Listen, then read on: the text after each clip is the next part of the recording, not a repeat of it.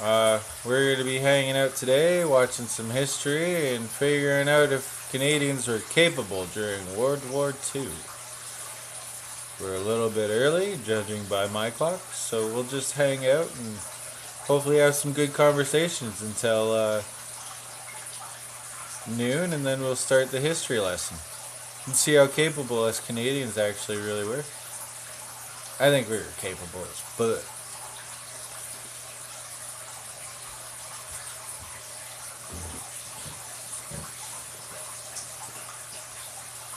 Oh yeah, I've been dropping some new tracks if anyone's heard them. If not, you should go check them out. They're on YouTubers at David Hennessy We the People. If you like them, let me know it. If not, let me know it too.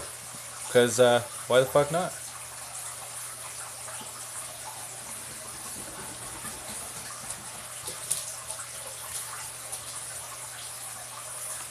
And how's everyone feeling about these fucking gas and grocery prices? Hello!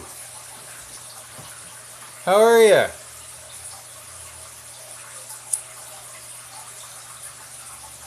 Hey, Papa. Oh.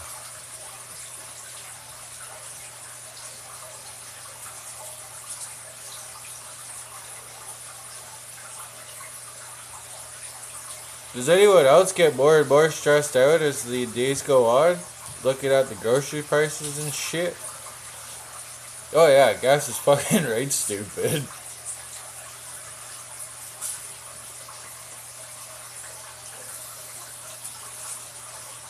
Well, at least we're getting some nice weather.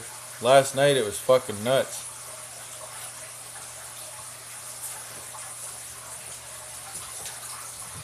Hi everybody, if you're just joining, we're going to be doing some history on how capable Canadians were during World War II.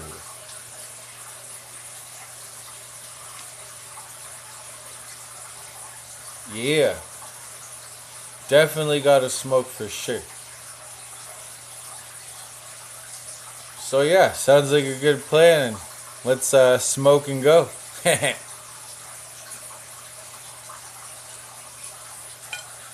To all the smokers or non-smokers out there, howdy.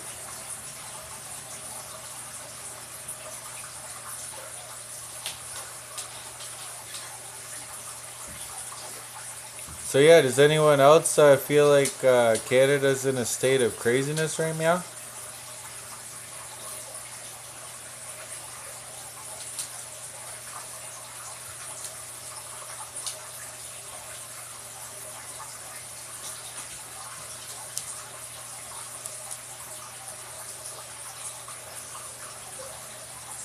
Do-do-do-do.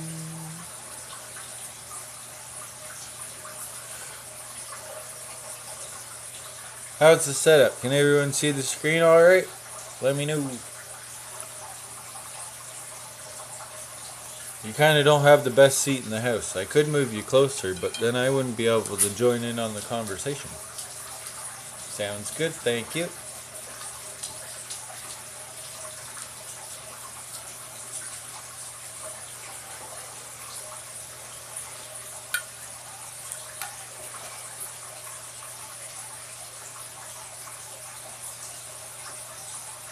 Cheers, everyone.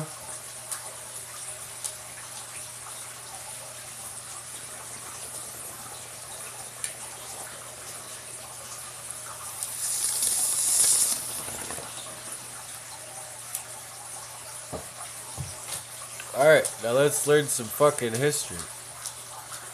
Because stoned history is definitely the best history, in my opinion. When Canada declared war on Germany on September the 10th, 1939, it was volume good, everyone can hear alright? Still tied to Britain, it was an independent nation willing to commit to the struggle against fascism.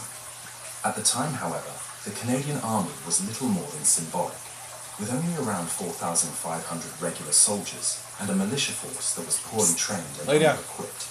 It was, by most standards, insignificant. No, go lay down. Yet by 1945, Canada had fielded an army of nearly 3/4 of a million men, commanded a multinational field in northwest Europe, and had earned a reputation as a We're skillful, back to the tough video. fighting We gotta force. learn history. But how capable was the Canadian Army in World War II really? The first great challenge was expansion. By late 1939, volunteers were already swelling the ranks, and the 1st Canadian Infantry Division was raised and shipped to Britain. Over time, more formations... They were doing gymnastics? 3rd Canadian Infantry Divisions, the 4th Canadian Armoured Division, and the 5th Canadian Armoured Division. By 1944, the 1st Canadian Army in Europe, under General Harry Crerar, included not only Canadian units, but also British, Polish, and Dutch formations. Oh, so But we were before just a Canada's hybrid divisions unit made their back mark then. In Europe, they endured disaster in Asia. Ah, stupid commercials. Yeah, that's cool. We were like a whole like militia between like British and Canadian and Polish soldiers. That's pretty fucking boss. Must have had a pretty big unit back then. WW2 Adventures means bonds that last, moments that move you, stories that leave a mark.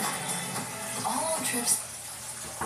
In 1941, 2 Canadian battalions, the Royal Rifles of Canada and the Winnipeg Grenadiers, were sent to bolster the garrison of Hong Kong. When Japan attacked in December, they were thrown. Well, that's into because I'm all hopeless excited. defeat. The Canadians fought with determination. John Osborne of the Winnipeg Grenadiers famously smothered a grenade with his body, earning Canada's first Victoria Cross of the war. But after 17 days, Hong Kong fell. Over 500 Canadians were killed, and almost 2,000 endured years of brutal captivity.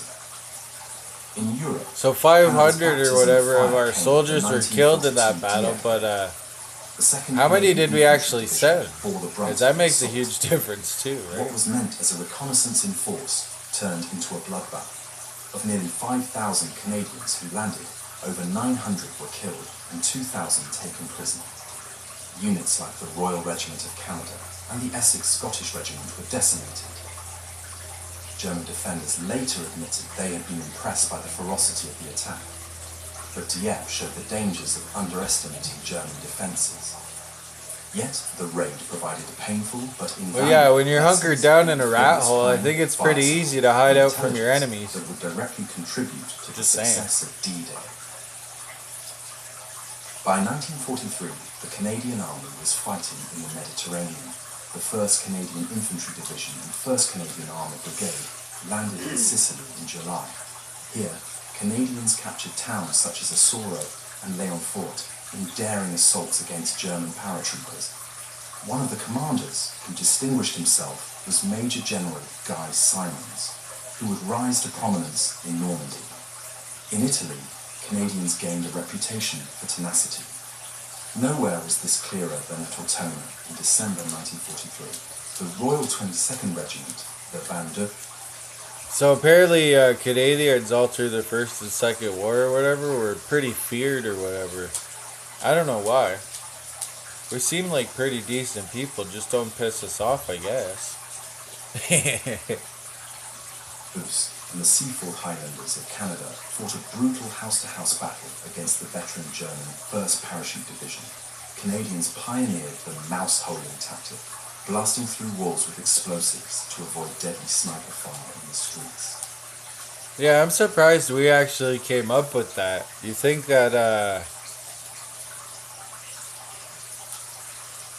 that, you know, other people would have thought of rat holing or mouse holing before the Canadians got there, but wait for the Canadians to come up with a good idea so we don't get fucked up. Anyhow. After weeks of combat, Ortona was theirs, but at a cost of over 1,300 Canadian dead. German opponents later remarked that the Canadians fought with a grim determination equal to their... Yeah, honey badgers on fucking steroids. But only when we're pissed off. When we're not pissed off, we're just decent people. Give us our maple syrup and fucking don't overtax The us. Canadian Army's defining moment came in northwest Europe. On June 6, 1944, the 3rd Canadian Infantry Division and the 2nd Canadian Armoured Brigade stormed Juno Beach. Facing Motherfucking strong Juno resistance, Beach. particularly from the Anyone seen that movie 760th Juno? German infantry That was a division pretty cool movie when I was a elements kid. of the 21st Panzer Division, the Canadians nonetheless achieved the deepest Allied penetrations on D-Day. Brigadier Harry Foster, commanding 7th Brigade, Yeah, Canada had the his best men penetration on D-Day. where most had never seen combat. Casualties were high. Yeah, I believe Over so. 1,000 But it's a good dead. story. But their success was undeniable. In the bloody weeks of Normandy, Canadians were repeatedly tasked with breaking through German defences. Yeah, because we had the best At Brigade penetration. Ridge, they faced the fanatical 12th SS Panzer Division Hitler Jugend, composed of young Nazi zealots. W. The fighting was ferocious. At Verrières Ridge, Canadian losses were staggering. Over 1,300 casualties in a single day. Yet they held Yeah, on. not only can we Winning penetrate Germans good, we got the best finish ever. During the Falaise Pocket in August, I'm just repeating what they're saying. Don't get mad at the messenger. alongside the Polish 1st Armoured Division, closed the gap that trapped tens of thousands of German soldiers.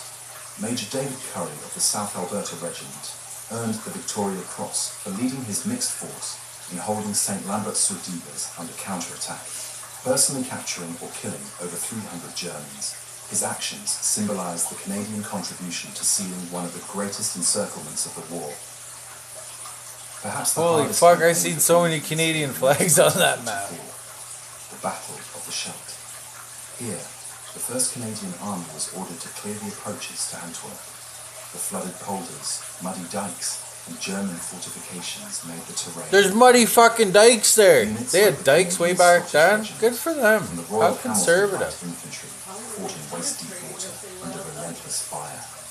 I'm not sure how we were penetrating all that well with muddy dikes, which but became indispensable for Allied logistics. we did it. Field Marshal Montgomery admitted later, the Canadian Army fought magnificently in the Scheldt.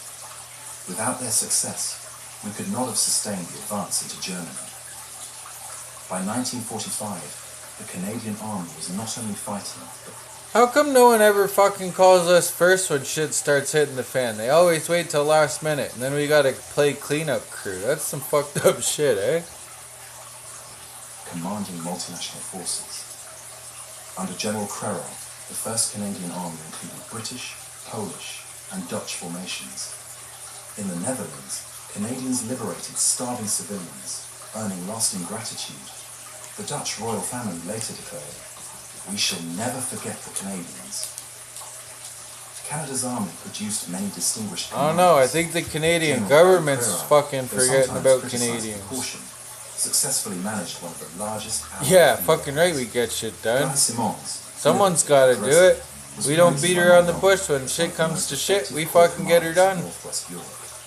At the divisional level, men like Major General Charles Ford. That's why I don't understand why the government wants to fuck us so bad. All we do is want to work our asses off and retire at a nice decent age so we can like enjoy the beautiful nature of this country. Lay on the beach somewhere, you know, have a beer, Like we treat our own grandmas. maybe do some hunting, but fuck, we can't even do that anymore. Whether we're moving you across town or even across the country.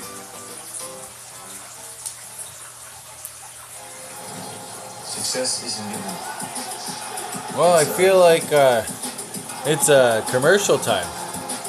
Does that mean it's time for a friendly 420? Precision. Definitely feel like a friendly 420 on a commercial is definitely a needed thing. Back at home. How do you guys feel? The world's #1 smart home appliances brand. Canadian soldiers themselves earned an impressive Yeah, record. unfortunately, I feel like that's 16 just the way Victoria Canada's Crosses getting to were be awarded now. to You gotta find Canadians, one of them special secret including lakes that Courage, no one knows about. Frederick And Tilson, don't tell anyone about it. Scottish at the Hoch We have Forest, enough lakes here that and if you don't Smokey tell Smith anyone about of your the secret Seaforth private lake, Highlanders, who they ain't gonna wanna single-handedly take it. destroyed a German tank and repelled an infantry attack in Italy. Canada's sacrifices were immense, over 42,000 dead and 55,000 wounded in a country of just 11 million people. Their army was relatively small compared to Britain, That's the fucking US, nuts. or the Soviet Union, but consistently fought above its weight. German commanders frequently acknowledged Canadian toughness. Kurt Meyer of the 12th SS called them first-class soldiers who combined discipline with initiative. Allied commanders agreed. General Omar Bradley... Y'all want to go chill outside? It's lovely out after this little history lesson. The Canadian soldier is Let as me know. fine a fighting man as any in the world. The only problem is I have to cut So, every like how 60 capable minutes, was the Canadian Army in or World else War I II? can't upload it to TikTok. It began the war unprepared. But Suffered early disasters. I'll just at cut Hong it Kong every and 60 Dieppe. minutes, and then we'll just keep the talk open or whatever, and then we'll And by jump back and forth and back and 1944 forth, and you guys was come outside and difficult see how operations beautiful of it the is campaign. outside today. The Canadians fought and defeated elite German units in Italy, Unless you don't want to. and the Scheldt. That's all and played good a too. decisive Just role let me know in the them liberation comment of thingies Western down there. Europe. They may not have been the largest force, but their professionalism, And determination, cheers, and 'cause it's about that sacrifice time. gave them a reputation for excellence far beyond their size. In the end, Canada's army was not just capable, it was indispensable. Thanks for watching. So, what do you think? How capable was the Canadian Army in World War II? Let me know in the comments below. And if you have enjoyed this video, I don't know, in my opinion, I don't share, think, and subscribe for more analysis. They were definitely not useless, that's for sure.